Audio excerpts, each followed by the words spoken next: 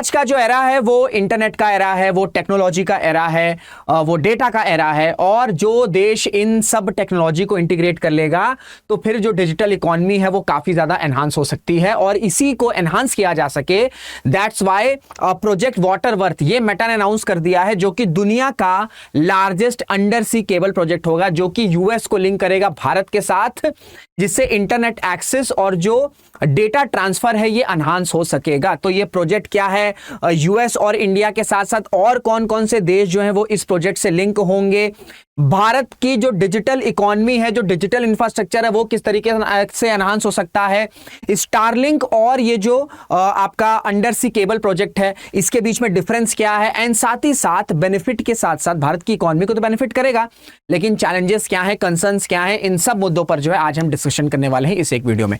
नमस्कार दोस्तों, मेरा नाम Rishabh Singh and you are watching current affairs part by 247। इस तरीके की न्यूज एनालिसिस अपडेट्स आपको चैनल पर मिलती है, तो रिक्वेस्ट है चैनल को सब्सक्राइब जरूर कर लीजिएगा। So Meta water project Waterworth ये प्रोजेक्ट अनाउंस किया है।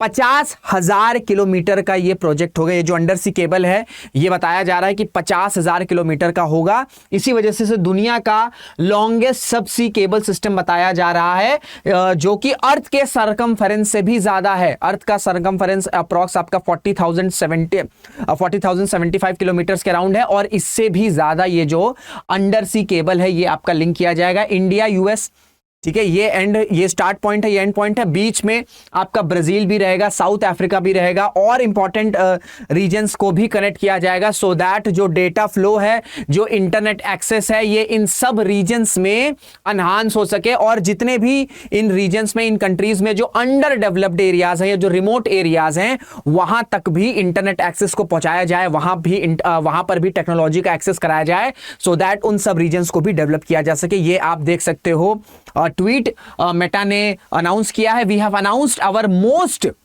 लाइन देखिएगा, we have announced our most ambitious subsea cable endeavor yet project Waterworth. Once complete, the project will be the world's longest subsea cable project using the highest capacity technology available. और इसका जो objective है उसका मैं आपको बता चुका हूं कि भैया सबसे पहले तो ग्लोबल कनेक्टिविटी को एनहांस करेगा, जिससे क्या होगा कि एक फास्टर, रिलायबल और अफोर्डेबल इंटरनेट का जो नेटवर्क है वो क्रिएट हो सकेगा। एंड साथ ही साथ जब इस तरीके से इंटरनेट आसानी से अवेलेबल होगा, चीप होगा, एक्सेस होगा, तो फिर जो एआई इनोवेशंस हैं, ठीक है, जो एआई इनोवेशंस हैं इनको भी सपोर्ट किया जाएगा। जो मशीन लर्निंग है, जो एल्गोरिदम्स हैं, इन पर रिसर्च किया जाएगा एंड इनको ज्यादा से ज्यादा इंटीग्रेट किया जा सकेगा। क्योंकि आप सबको पता है कि आने वाला जो आर्टिफिशियल इंटेलिजेंस है ये फ्यूचर की बात नहीं है, this is happening in the present. और जो देश आर्टिफिशियल इंटेलिजेंस को इंटीग्रेट करेगा वही आर्टिफिशियल इंटेलिजेंस की टेक्नोलॉजी को मास्टर कर सकता है। तो आर्टिफिशियल इंटेलिजेंस की टेक्नोलॉजी को मास्टर करने के लिए हमें एक्सपर्टीज चाहिए, हमें मशीन लर्निंग की जानकारी चाहिए, हमें जो टूल्स इन्वॉल्व होते हैं डेटा साइंस में और जो डिफरेंट आपके डेटा एनालिटिक्स के टूल्स है उसकी अंडरस्टैंडिंग चाहिए। वो सारी चीजें कैसी होंगी, जब हमारे पास इंटरनेट का एक्सेस होगा, और वो इंटरनेट एक्सेस जो है वो आपका चीप होगा। तो ये सारी चीजें जो हैं इस प्रोजेक्ट से कंप्लीट की जा सकती हैं। बताया गया है कि ये जो प्रोजेक्ट वाटर वर्थ है ये 24 फाइबर पेयर्स के थ्रू जो हाई स्पीड डेटा देगा।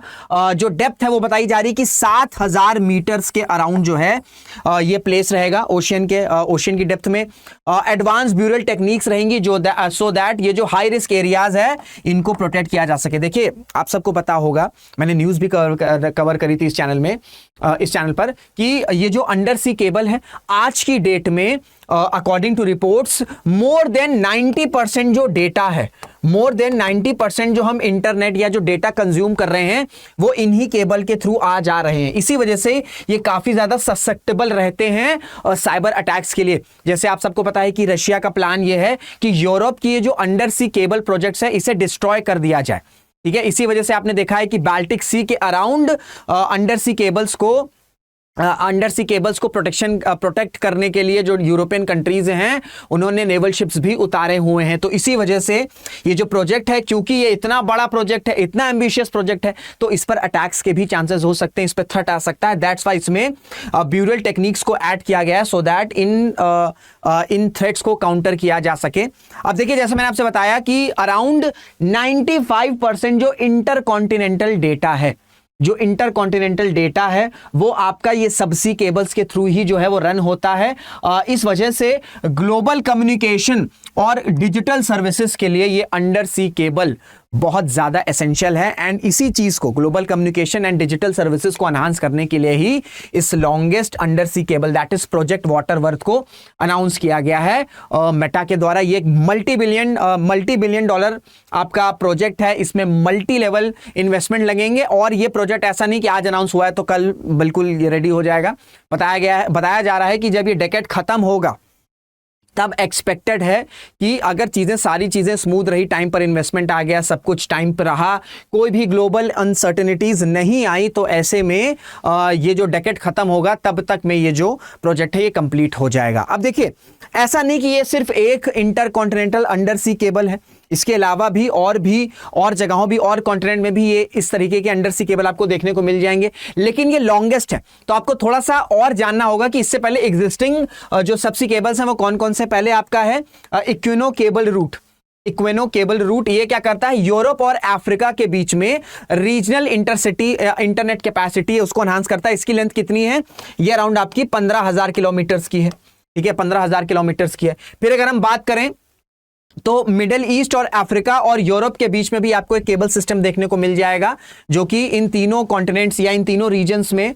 इंटरनेट एक्सेस प्रोवाइड करता है। इसकी लेंथ जो है वो 45,000 किलोमीटर है, क्योंकि ऑब्वियस सी बात है इसमें अफ्रीका भी आ रहा है, इसमें मिडिल ईस्ट भी है, इसमें यूरोप भी है, तो तीन कॉन्टिनेंट, दैट्स 45,000 किलोमीटर के अराउंड ये जो लेंथ है। लेकिन ये जो प्रोजेक्ट वाटरवर्थ है ये इन सब से बड़ा है, 50,000 किलोमीटर का। अब देखिए, ये जो अंडर सी केबल है और ये जो स्टारलिंक है, इसमें कंपैरिजन चलता है, तो इसको भी आपको समझना होगा कि अगर हम स्टारलिंक की बात करें तो स्टारलिंक अभी अंडर सी केबल से काफी ज्यादा पीछे है। अगर हम लेटेंसी की बात करें तो अंडर सी केबल्स में आपको लोअर लेटेंसी देखने को मिल जाएगी, और वहीं स्टारलिंक के जो सैटेलाइट का नेटवर्क है हायर लेटेंसी। अच्छा, ये मत सोचिएगा कि लोअर लेटेंसी है तो खराब चीज है, लेटेंसी हायर है तो अच्छा है, नहीं। लेटेंसी मतलब जब भी आप, कोई भी गेमर होगा ना, तो जब भी वो गेमर अपने इक्विपमेंट्स को परचेस करता है, चाहे वो पीसी हो, चाहे वो सीपीयू हो, चाहे वो ग्राफिक कार्ड्स हो, तो सबसे इंपॉर्टेंट फीचर रहता है कि ये लेटेंट कितना है, कि इसमें लेटेंसी कम है कि ज्यादा है। तो जितना लोअर लेटेंसी रहेगी उतना ज्यादा यूजर एक्सपीरियंस बेटर होगा, उतना ज्यादा जो स्पीड है, जो डेटा ट्रांसमिशन की स्पीड है वो ज्यादा हो सकेगी। तो जितना लोअर लेटेंसी उतना बेटर, जितनी हायर लेटेंसी उतना आपको ग्लिचेस देखने को मिलेंगे। ठीक है, जो टेराबाइट से ये पर सेकंड हैंडल कर सकता है, जिस वजह से लार्ज स्केल डेटा है वो ट्रांसफर हो सकता है। इसमें लिमिटेड बैंडविड्थ होती है। जो कॉस्ट होता है इनिशियली वो हाई होता है वो, लेकिन जो लॉन्ग टर्म कॉस्ट रहता है वो लो रहता है। ऑब्वियस बात है, इतना बड़ा केबल है, इतनी टेक्नोलॉजी लगेगी तो इनिशियली कॉस्ट हाई रहता है, लेकिन बाद में एक बार प्रोजेक्ट सेटअप हो जाए तो फिर बहुत ज्यादा कॉस्ट आपको नहीं लगानी रहती है। लेकिन इसमें फ्रीक्वेंट सैटेलाइट रिप्लेसमेंट्स रहते हैं स्टारलिंक, क्योंकि स्टारलिंक आपको नेट कैसे प्रोवाइड कर रहा है, सैटेलाइट के नेटवर्क से थ्रू, तो फ्रीक्वेंटली सैटेलाइट के नेटवर्क्स को रिप्लेस करना रहता है, जिस वजह से जो कॉस्ट रहती है वो हमेशा बढ़ती रहती है।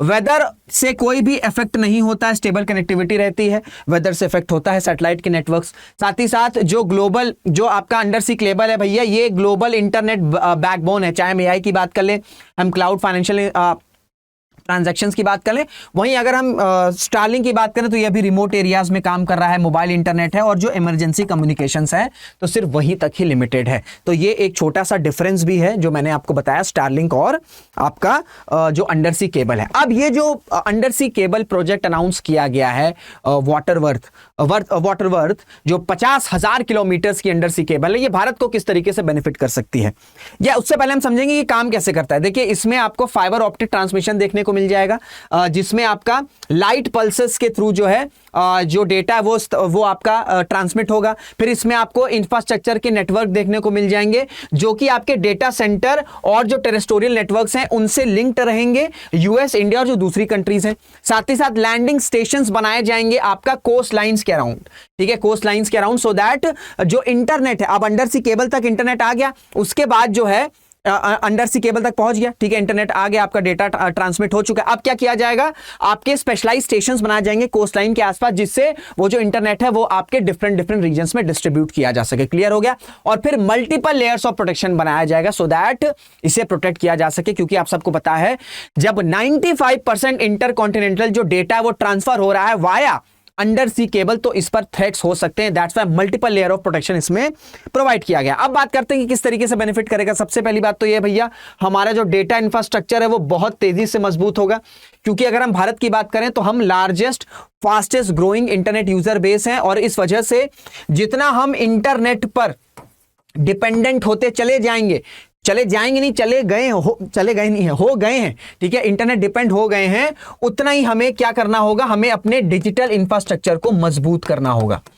ठीक है, उतना ही हमें डिजिटल इंफ्रास्ट्रक्चर को मजबूत करना होगा। तो ऐसे में जो आपका ये प्रोजेक्ट अंडर सी केबल, ये आराम से जो है इसको मजबूत कर सकता है। कैसे? जो इंटरनेट कंजेशन है इसे रिड्यूस किया जा सकता है, जो लेटेंसी है वो इंप्रूव हो सकती है, बैंडविड्थ इंप्रूव हो सकता है, एंड जो हमारे 5G और जो 6G डिप्लॉयमेंट है या आगे भी जो हमारी G आएंगे उनमें भी एक स्मूथनेस जो है ये प्रोवाइड करेगा।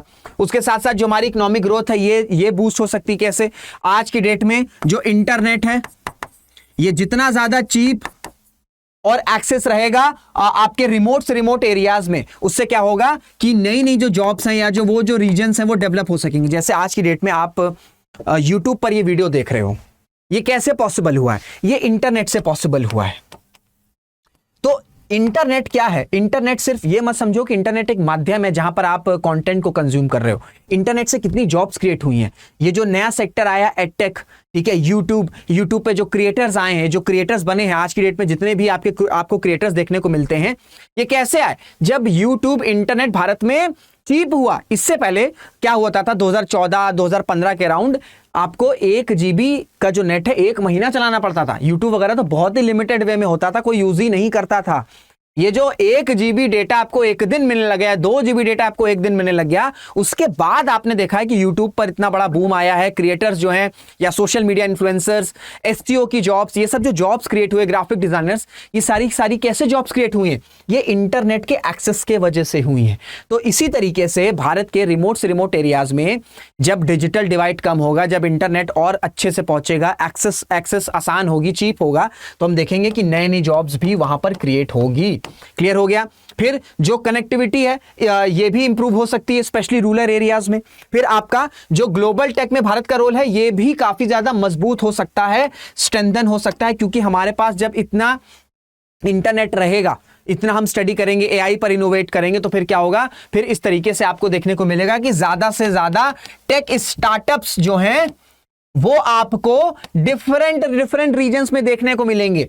अभी क्या है आज की डेट में, जैसे बैंगलोर है, लेकिन अगर यही इंटरनेट आपको रिमोट से रिमोट एरियाज में देखने को मिलेगा तो आपको Tier 2 Tier 3 सिटीज में भी टेक स्टार्टअप्स देखने को मिल जाएंगे। तो अल्टीमेटली ये जो अर्बन प्लानिंग पर इतने इश्यूज चल रहे हैं, डिस्कशन चल रहे हैं, ये भी जो है रिजॉल्व हो सकता है, क्योंकि अगर Tier 2 Tier 3 सिटीज में इस तरीके की फैसिलिटीज अवेलेबल हो जाएंगी तो लोग फिर अपने घरों से निकलकर Tier 1 सिटीज में नहीं जाएंगे। तो अल्टीमेटली वहां पर भी बर्डन कम होगा और Tier 2 Tier सिटीज भी डेवलप होंगी। समझ रहे हैं? तो ये सारी चीजें जो है भारत को बेनिफिट करेंगी, इस प्रोजेक्ट से बेनिफिट कर सकती हैं, लेकिन साथ में आपको कुछ चैलेंजेस भी समझने होंगे, ठीक है, क्योंकि टेक्नोलॉजी के साथ पॉजिटिव एस्पेक्ट भी है लेकिन इसके नेगेटिव एस्पेक्ट भी है। सबसे पहले तो ये जो प्रोजेक्ट की इन्वेस्टमेंट कॉस्ट है ये ह्यूज है, ये हिमंगस है, ठीक है, तो इन्वेस्टमेंट बहुत ज्यादा हाई है और ये टाइम टेकिन है। ऐसा नहीं कि आज अनाउंस किया और बस कल से इस पर जो है रिजल्ट आने लग गए, तो टाइम टेकिन है, तो इन्वेस्टमेंट भी ज्यादा है और जो रिटर्न्स है ये भी लेट होगा। तो we require a bit of patience. Second चीज एंड सबसे मोस्ट इंपॉर्टेंट चीज है सिक्योरिटी रिस्क। जैसे मैंने आपसे बताया कि रशिया प्लान क्या कर रहा है कि यूरोप में जो अंडर सी केबल है ये केबल्स को डिस्ट्रॉय कर दो, ठीक है, अपने आप यूरोप की जो डिजिटल इकोनॉमी है या जो वहां पर नॉर्मल क्रिटिकल इंफ्रास्ट्रक्चर है वही जो है वो डिस्ट्रॉय हो सकता है। तो इसी तरीके से सिक्योरिटी, जब इतना अंडर सी बड़ा लॉन्गेस्ट केबल है 50,000 लेंथ के अराउंड, इसका 50,000 किलोमीटर लेंथ जो है इस केबल का है, तो इस वजह से सिक्योरिटी एक बहुत इंपॉर्टेंट कंसर्न है। मल्टीपल लेयर ऑफ जो प्रोटेक्शन है वो प्रोवाइड किए गए हैं, लेकिन इसके बावजूद भी ये जो टेक्नोलॉजी है काफी ज्यादा ससेप्टिव हो जाती है, ससेप्टिबल हो जाता है आपका साइबर अटैक से, या इस तरीके से इसको डैमेज भी किया जा सकता है। तो इन दोनों चीजों पर ध्यान रखना होगा, तब जाकर ये जो प्रोजेक्ट है ये स्मूथ हो सकता है। बाकी आपकी क्या राय है इस प्रोजेक्ट को लेकर? क्या आपको लगता है कि ये प्रोजेक्ट, अगर पहली बात तो ये प्रोजेक्ट सक्सेसफुल इंप्लीमेंट होगा नहीं होगा ये बताइएगा, और एक बार ये कंप्लीट होता है तो किस तरीके से बेनिफिट कर सकता है भारत को, दूसरी कंट्रीज को? जो भी आपकी राय कमेंट बॉक्स में जरूर से बताएगा। वीडियो अगर अच्छी लगी तो इसे शेयर भी जरूर से करिएगा। तो इसी के साथ वीडियो को एंड करते हैं, मुलाकात करेंगे आपसे अगले वीडियो में। जय हिंद, जय भारत।